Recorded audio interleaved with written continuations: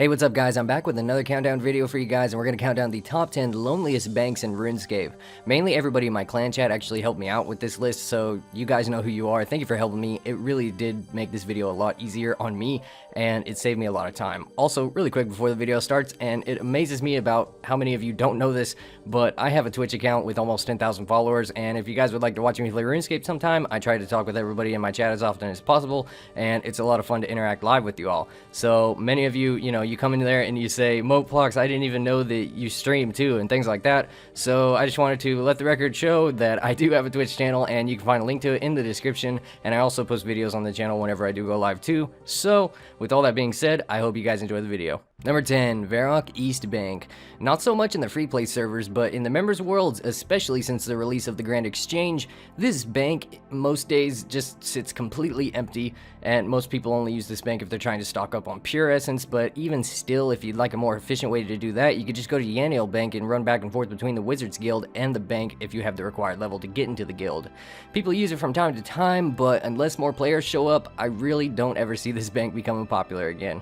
Number 9, the Burg de Raadt Bank. Even still, before you can use this bank, you must have completed the In Aid of Varick quest, and what's worse is you actually have to repair it before using it too, which requires 5 planks, 1 swamp paste, and 20 nails to do so. If you haven't completed this quest yet and you actually do try entering the town, you will just be pelted with rotten tomatoes. Number 8, East Ardoin's Northern Bank. You know, that one that's right beside that log that you can walk over if your agility is high enough. Even back in the olden days of RuneScape, I never really remember seeing too many people at this bank. Maybe it's just because there's already a bank near the more central part of East Ardoin, but nevertheless, nobody really spends time bank standing or skilling here. It's merely just a pit stop, you could say. Number 7, the bank in the most northeastern part of the eastern half of Miscellanea, known as Equiptables. It's just a little shack with a man standing in it and a couple bank chests. It's a great bank to go to if you ever want to just get away from the crowd to Fletch or train Orblo or something, but other than that, I wouldn't expect any conversation to come from this place between players. Mainly, the only players that are here are just splashers. Number 6, the Cook's Guild Bank. This bank was brought out with the release of the Varick Achievement Diaries, and the only way you'll ever be able to use it is by completing the Varick Hard Level Achievement Diary, and it's because of that fact, I assume, that that's why nobody ever does use it, and probably never will, because of, once again, the Grand Exchange being so close by. Number 5, the Letya Bank. Yeah, I know my pronunciation was probably wrong on that. Now, there are some people who do use this bank, I think, but only after you've completed the Regicide quest to even get to the Elflands, as well as Morning's End Part 1 to even get to the town itself. It's very isolated and surrounded by a lot of traps. Because of its dangerous surroundings, it's probably why nobody visits it anymore, if anyone ever even did regularly visit it at one point in time. Number 4, the Narda Bank. Now, players may visit this bank, specifically Iron Man, if they want to organize their potions and get them all refilled into 4 doses instead of having to do it themselves.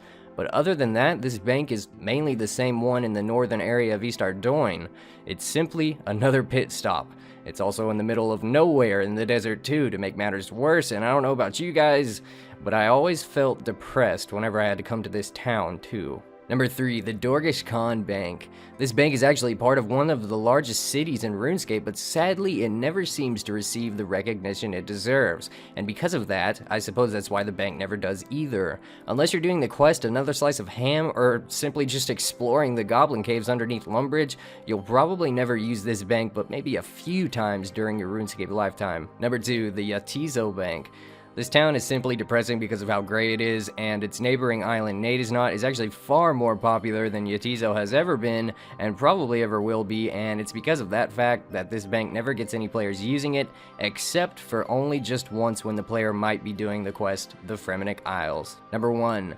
Okay, so guys, we've seen a lot of banks in this video that players rarely use, but the one that everybody only uses literally once and never goes back to, not by choice, because they literally aren't able to anymore, is the Tutorial Island Bank. You really do use this bank just once during your player's existence, and honestly, that's quite sad to me. Thank you for watching, guys. If you know what I should count down next, please post your suggestion in the comment section, and I just might turn it into a video. And also, if you guys would like to see what the upcoming videos are going to be able to leave a suggestion for them, here's a list that I've got so far. I thank you all for watching and your continued support, and I will talk to you guys later.